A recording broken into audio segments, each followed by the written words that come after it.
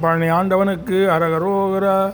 ஒரு பொழுதும் இரு சரணனே தேவை உணரேனே உனது பழனிமலையேனும் ஊரை சேவித்தறியேனே.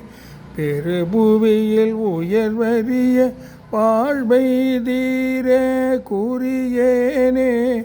பிறவியற நினைகுவன் என் ஆசை பாடை தவிரேனோ. துரிதமிடு நிறுதூர சூறைக்கார பெருமாளே.